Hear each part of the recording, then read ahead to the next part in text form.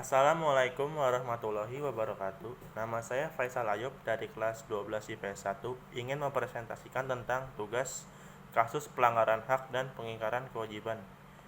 Yang saya akan bahas adalah kasus tentang tragedi Salim Kancil. Salim Kancil adalah seorang petani, juga aktivis lingkungan yang tinggal di Desa Selok Awar-Awar, Kecamatan Pasirian, Lumajang. Ia melakukan protes bersama teman sesama petaninya untuk memperjuangkan lahannya. 8 petak lahan Salim hancur akibat adanya tambang pasir di dekatnya. Selain merusak lingkungan, tambang tersebut merupakan tambang ilegal, sehingga Salim dan kelima temannya melawan dengan rajin surat menyurat dengan pihak keamanan, pemerintah kabupaten, provinsi, sampai ke pusat Jakarta.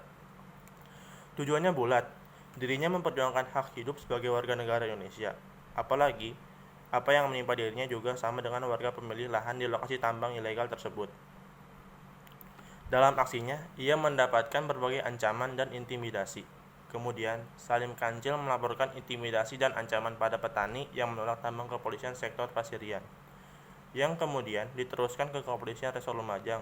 Akan tetapi, tidak ada tindakan yang berkelanjutan dari kedua.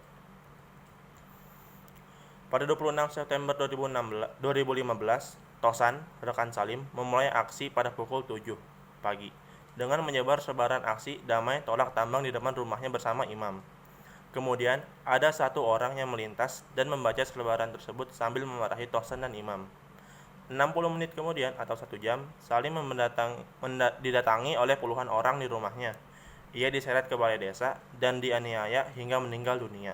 Komnas HAM melakukan penyelidikan dan menemui banyak pasal yang dilanggar oleh terdakwa, antaranya: yang pertama, ada hak untuk hidup sesuai dengan data yang ada. Terdapat korban yang meninggal dunia atas nama Salim Kancil akibat mengalami tindak kekerasan yang berujung pada kehilangan hak untuk hidup.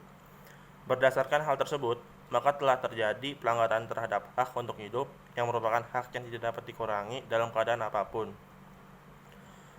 Sebagaimana dijamin dalam pasal 281 ayat 1 UUD 1945, pasal 4 dan 9 UU 39 tahun 1999 tentang HAM, serta pasal 6 ayat 1 Kovenan Internasional Hak-Hak Sipil dan Politik yang telah diratifikasi melalui UU 12 tahun 2005. Yang kedua itu ada hak untuk tidak mendapatkan perlakuan yang kejam. Tidak ada manusia yang diizinkan untuk merendahkan martabat. Pada peristiwa tersebut, korban baik Salim Kancil maupun Tosan mengalami tindak kekerasan antara lain dipukul dengan benda tajam, batu, dan sebagainya, serta disetrum di hadapan masyarakat.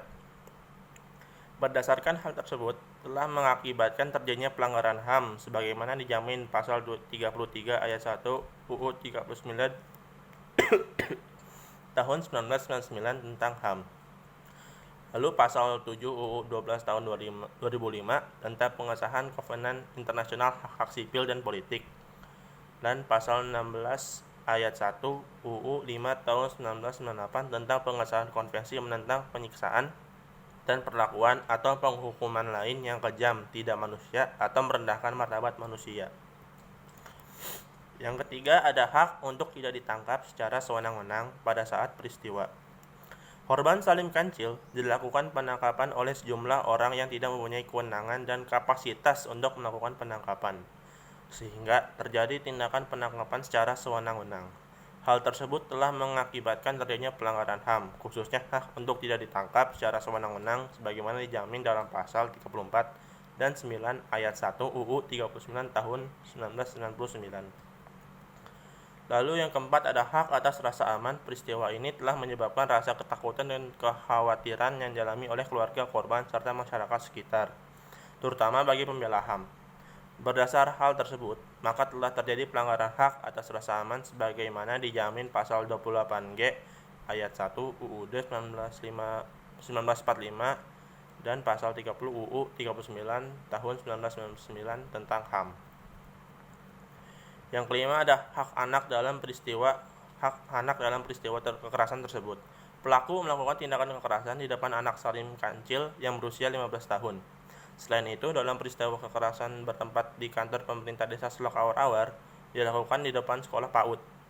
Berdasarkan hal tersebut, maka telah terjadi pelanggaran HAM sebagaimana dijamin dalam pasal 28B ayat 2 UUD 1945 dan pasal 52 ayat 1, lalu pasal 63 UU 39 tahun 1999 tentang HAM, pasal 4 pasal 15 huruf C dan D, pasal 16 ayat 1 UU 23 tahun 2002 tentang perlindungan anak, pasal 19 ayat 1 pasal 37 huruf A Kepres 36 tahun 1990 tentang pengesahan Kovenan Perlindungan Hak Anak. Dari kasus tersebut, dua terdakwa utama divonis penjara 20 tahun yang merupakan tingkat hukuman tertinggi di bawah penjara seumur hidup dan hukuman mati. Dalam kasus ini, hakim meringankan hukuman pelaku dengan memberi hukuman 20 tahun penjara. Menurut pasal 340 KUHP menjelaskan tentang pembunuhan berencana dengan ancaman hukuman mati atau penjara seumur hidup. Namun dengan dilahirnya banyak pelanggaran HAM ditambah penyiksaan terhadap saudara Tosan, hukuman yang diberikan terlihat terlalu ringan.